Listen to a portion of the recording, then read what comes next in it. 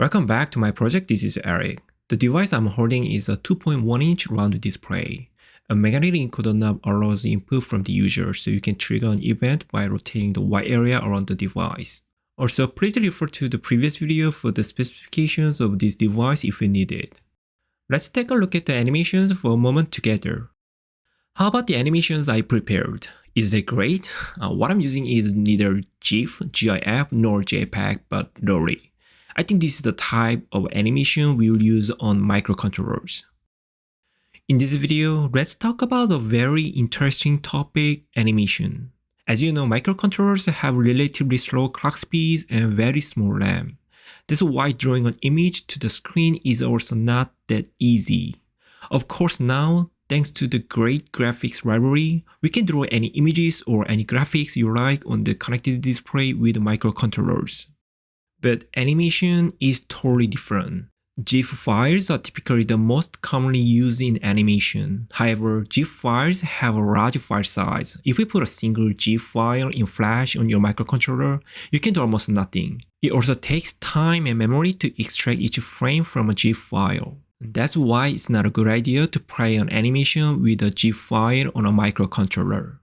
Then how about converting a GIF file into JPEG images and playing it? Save each frame from the GIF file as a JPEG, put it in the file system, and draw it on the screen sequentially from the code. This will give you an animation effect, but it has to have an image file from each frame, read one image from the code, and show it on the screen.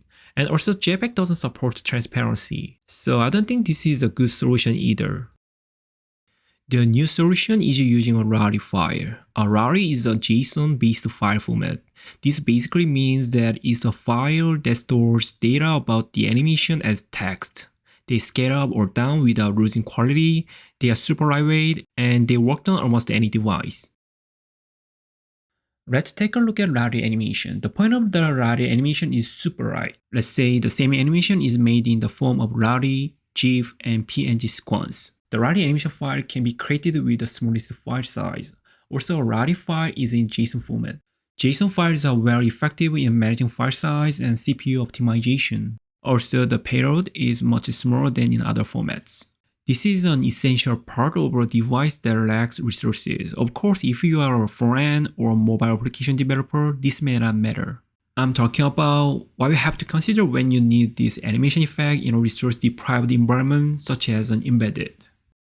As you can see here, it can be used in any environment. It can be used on all platforms except for special features such as interaction. Let me show you the workflow from preparing Rotary animation to using it. The first thing you need to do is prepare the animation file. Simply you can get the Rotary animation from their official website. And there is a vast amount of high quality animations. Here you can download any file you want in Rotary JSON format.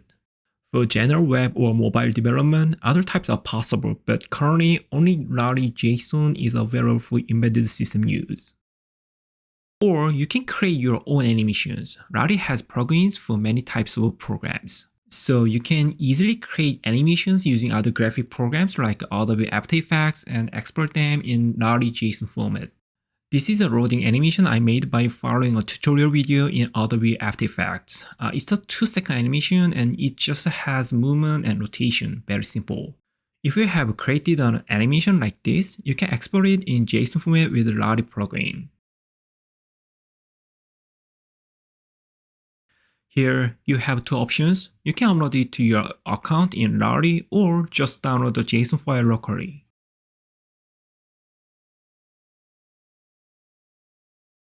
With the animation file ready, the next thing to do is to convert the JSON file into a header file that can be used in a C or C++ environment. As you know, JSON strings contain special characters such as quote characters and backslashes. It's necessary to replace this part with the escaped counterparts. You can easily process it from the JSON escaper website. Put this escaped JSON string into a const character array and create a header file. Then the Rotary file that we can use in the embedded environment is done. Next is to prepare Lottie Player in an embedded environment. Since I'm using an ESP32, I will show you how it works on it. I'm trying to play a Rotary animation I made using LVGL Lottie Player. That's why the LVGL environment must be configured first. The library that is additionally required based on LVGL is rLottie. rLottie is a standalone C++ library for rendering vectors in real time, and it's made by Samsung. Also, you can find out the features supported by After Effects here. Detailed documentation for using Lottie Player on the LVGL webpage is available. If your LVGL environment is ready, follow it as it is and you can build it in your environment. If you look here, it says ESP32S3, flash 60MB, and PSM 8MB are recommended. As animation files are added, flash memory is used, and PSM is used as a buffer needed to draw on the screen. So the higher the resolution of the device, the more PSM is essential. I understand that LVGL 9 is currently working on the master branch. When the new version is released, I will try to make a tutorial video for this work. Please wait until then. Today, let's take a look at the overall workflow and work on the details in the next tutorial video. Here is my workspace. I'm currently using ESP-IDF version 5.1 and LVGL version 8.3.4. Since rLottie has also been added as a component, everything is ready to go.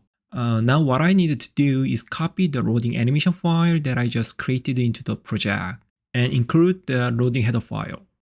Finally, I specify the loading in the Rotary object, and that's it. This Rotary object parses the specified JSON data and displays it on the screen. Very easy to use. Let me upload it to the device. Let's see the result.